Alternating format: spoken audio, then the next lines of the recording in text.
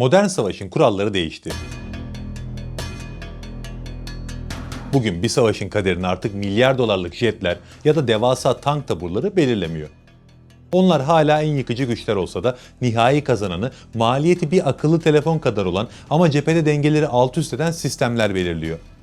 Ukrayna'dan Karabağ'a kadar yaşananlar bize şunu gösterdi. Artık mesele kimin daha pahalı silahlara sahip olduğu değil, kimin elindeki silahı daha hızlı, daha ucuz ve daha çok üretebildiği. Bugün ordular için asıl güç stoklarda saklı. Elinizdeki mühimmatı ne kadar kısa sürede yenileyebiliyorsanız sahada o kadar uzun süre ayakta kalabiliyorsunuz. Bir tankı vurmak artık çok zor değil. Önemli olan onu vuran mühimmat bitmeden yenisini üretebilmek. İşte tam da bu yüzden üretim kapasitesi artık askeri gücün tam kendisi haline gelmiş durumda. Bugün Türkiye'de sessiz sedasız yaşanan ama rakamlarını duyduğunuzda insanı durup düşündüren bir dönüşümü konuşacağız. Konu sadece bir drone değil. Konu Skydagger firması. Konu yıllık 120 bin adetlik üretim kapasitesi. Ve konu Türk Silahlı Kuvvetleri'nin fark ettirmeden geçtiği yeni bir savaş anlayışı. Türkiye neden bu kadar çok kamikaze drone üretiyor? Bu bir savaşa hazırlık mı? Yoksa yeni nesil bir caydırıcılık hamlesi mi? Bugün Aura Sebilon sponsorluğunda bütün bu soruların cevabını arıyoruz. Türkiye'nin lider su arıtma markası Aura Sebilon Unique sunar. Önce şu rakamı bir masaya yatıralım. 120 bin. Baykar Genel Müdürü Haluk Bayraktar, Skydagger firmasının kamikaze drone üretiminde yıllık 120 bin adetlik kapasiteye ulaştığını açıkladı. Bu sayı ilk bakışta abartılı ve gereksiz derecede fazla gibi görünebilir. Ama askeri ölçekte düşündüğünüzde tablo bir anda değişiyor. Bu ayda yaklaşık 10 bin drone anlamına geliyor. Günde ise 300'den fazla kamikaze drone üretilmesi demek. Yüksek yoğunluklu bir çatışmada bir ordunun mühimmat tüketimi inanılmaz boyutlara ulaşır. Mesela Ukrayna cephesinde bazı günler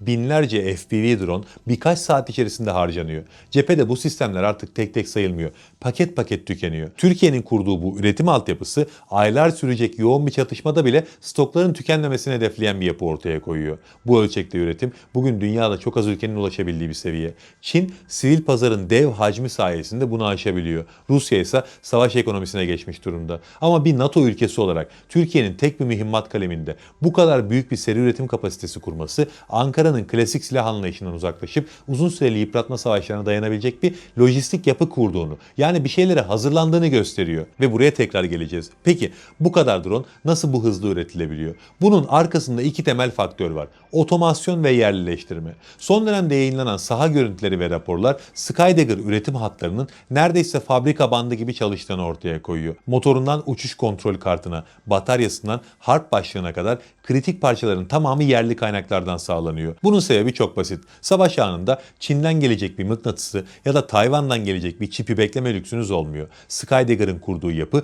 bu dışa bağımlılığı sahada sıfıra indirmeyi hedefliyor. Bu noktada mesele sadece bir drone üretmek olmaktan çıkıyor. Ortada savaşın ilk gününden son gününe kadar cepheyi besleyebilecek bir sanayi modeli var. Türkiye artık sadece silahı geliştirmeyi değil, silahın hiç bitmemesini planlıyor. Ve bu noktada Skydagger'ın ne olduğunu biraz daha netleştirmek gerekiyor. Daha önce zaten detaylıca anlatmıştım. O yüzden çok detaylıca anlatmayacağım burada. Skydagger kağıt üzerinde bağımsız bir şirket gibi görünse de aslında Baykar'ın alt firmalarından biri. Yani Baykar'ın yıllar içinde oluşturduğu mühendislik birikimi, veri havuzu ve üretim kültürü doğrudan bu şirkete akıyor. Baykar, TB2 ve Akıncı gibi platformlarla sahada 10 binlerce sorti yaptı. Bu uçaklar sadece mühimmat atmadı. Aynı zamanda savaş alanından inanılmaz miktarda veri topladılar. Hangi hedef nasıl hareket ediyor? Hangi savunma sistemi ne zaman devreye giriyor? Hangi irtifada hangi zafiyet oluşuyor? Bu bilgiler bugün Skydagger'ın ürettiği kamikaze dronların yazılımına ve taktiklerine gömülü durumda. Bunu şöyle düşünmek mümkün. TB2 veya Akıncı gökyüzündeki keskin nişancılar. Skydagger'ın FPV dronları ise piyadenin elindeki otomatik tüfek gibi. Biri uzaktan nokta atışı yapıyor, diğeri sayısal üstünlükle alanı boğuyor. Bu ikisi birlikte çalıştığında da ortaya çıkan şey muazzam bir vuruş gücü. Ve bu senaryoda Skydagger'ın esas işlerinden biri sürü harbi ya da doygunluk savaşı. Mantık basit. Düşmanın radarını, hava savunmasını ve sensörlerini aynı anda onlarca, hatta yüzlerce küçük hedefle meşgul ediyorsunuz. Sistemler kime kilitleneceğini şaşırıyor, mermiler tükeniyor, reaksiyon süresi çöküyor. O noktada pahalı savunma sistemleri ucuz ama sayıca çok olan dronlara karşı etkisiz hale geliyor. Skydagger tam olarak bu boşluğu dolduruyor. Büyük platformların açtığı gedikleri küçük ama sayısız kamikaze drone'la genişletiyor. Yani modern savaşın en kritik parçalarından biri diyebiliriz bunlar için. FPV dronlar dışarıdan bakıldığında basit, hatta oyuncak gibi görünebiliyor. Ama çok daha fazlası demek. Her senaryoya uygun modeller geliştirilebiliyor. Mesela Skydagger ailesi elektronik harp ortamında hayatta kalabiliyor. Bu önemli çünkü modern savaşta en büyük tehdit jammer denen sinyal karıştırıcı sistemler. Klasik bir FPV drone radyo frekansı ile kontrol edildiği için bu tür sistemler bağlantısını koparabiliyor. Skydagger bu soruna karşı fiberoptik kablo kullanan modeller geliştirdi. Bu dronlar arkalarından kilometrelerce uzunlukta saç teli kadar ince bir kablo bırakıyor. Bu kablo üzerinden hem görüntü hem komut akışı sağlanıyor. Ortada fiziksel bir hat olduğu için sinyal karıştırmayla bu bağlantıyı koparmak mümkün olmuyor. Operatör hedefe çarpana kadar net görüntü almaya devam ediyor. Bir diğer kritik konuysa navigasyon. Günümüz savaşlarında GPS artık güvenilir bir şey olmaktan çıktı. Büyük güçler uyduları bastırıyor, sinyalleri karıştırıyor, sahayı kör ediyor. Skydagger bu noktada çaresiz değil, çok gelişmiş bir altyapısı var.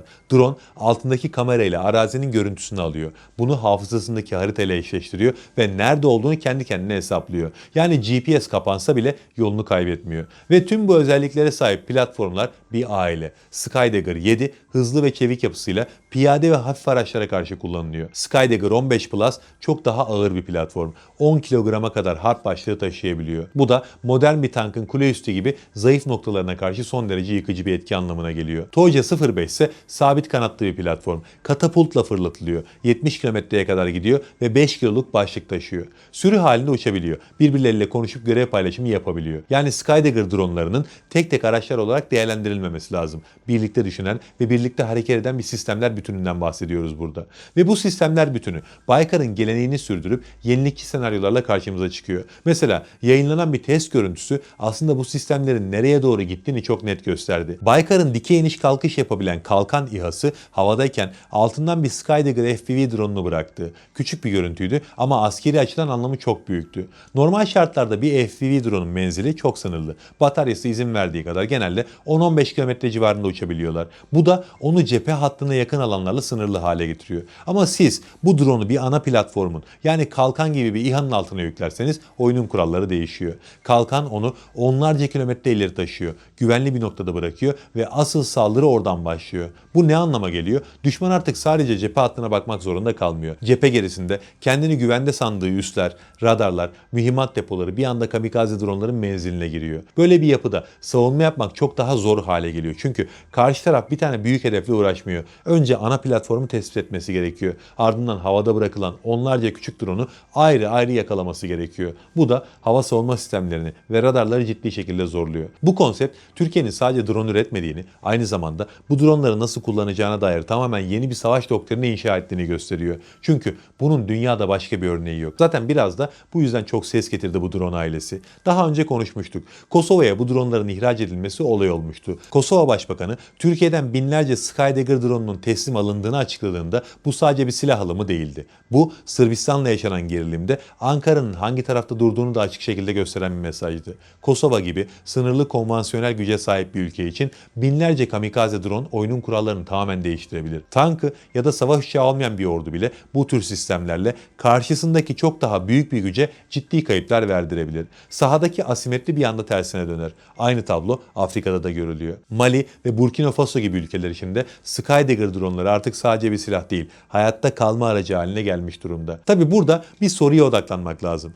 Tamam, ihracat potansiyeli falan yüksek ama yılda 120 bin hala çok yüksek bir rakam. Türkiye neden bu altyapıyı oluşturuyor? Daha net soralım. Türkiye savaşa mı hazırlanıyor? Bu sorunun cevabı aynı anda hem evet hem hayır. Hayır çünkü bu üretim doğrudan bir saldırı planı demek değil. Evet çünkü Türkiye artık aktif caydırıcılık dediğimiz bir yaklaşıma geçmiş durumda. Yani savaşı başlatmaktan çok karşı tarafı savaşa girmeye cesaret edemeyecek hale getirmeyi hedefliyor. Savaş başlatma sürecine biraz daha var. O ilerleyen dönemde bizlerin de şahit olacağı bir süreç ama şimdi değil. Tabii biz şu ana odaklanalım. Etrafımıza baktığımızda tablo yeterince gergin. Kuzeyde Rusya ve Ukrayna savaşı sürüyor. Güneyde İsrail'in saldırganlığı, Suriye ve Irak'taki istikrarsızlık hala devam ediyor. Batıda Adalar Denizi'nde gerilim hiç bitmiyor. Böyle bir coğrafyada bir ülkenin gerekirse müttefiklerinden mühimmat alırım deme şansı kalmıyor. Ukrayna'nın yaşadığı mühimmat krizini gördük. Parası olan bile ihtiyaç duyduğu silah zamanında bulamıyor. İşte bu yüzden Türkiye'nin 120 bin adetlik üretim kapasitesi kurması böyle bir tabloda dışa bağımlılığı sahada sıfırlama hamlesi anlamına geliyor. Aynı şey terörle mücadelede de geçerli. Artık bir mağaraya asker göndermek yerine o noktaya ard arda FPV dronlar yollanıyor. Gerekirse 10 tane, gerekirse 50 tane. Maliyet hesabı yapılmıyor. Çünkü hiçbir drone bir askerin hayatından daha değerli değil. Ama bu basit cümleyi kurmak için bile bu alanda üretici konumda olmak zorundasınız. Ve ayrıca bu mesele öyle bir mesele ki denizlerde bile dengeler değişecek. Adalar Denizi ya da Doğu Akdeniz'de olası bir kriz durumunda gemilerden ve İHA'lardan kalkacak yüzlerce Skydagger'ın düşman radarlarını, sensörlerini ve savunma sistemlerini aynı anda meşgul etmesi artık masadaki senaryolardan biri. Yani kısaca özetlersek Skydagger hamlesi Türkiye'nin savunma sanayinde gittiği yönü çok net gösteriyor. Artık mesele birkaç tane pahalı ve karmaşık sistem üretmek değil. Mesele savaşın başından sonuna kadar sahayı besleyebilecek bir üretim gücü kurmak. Bugünün savaşları sadece teknolojiyle değil, fabrikalarla ve üretim bantlarıyla da kazanılıyor. Türkiye'de şu an tam olarak bunu yapıyor. Allah'a emanet olun. Türkiye'nin lider su arıtma markası Aura Sebilon Unique sundu.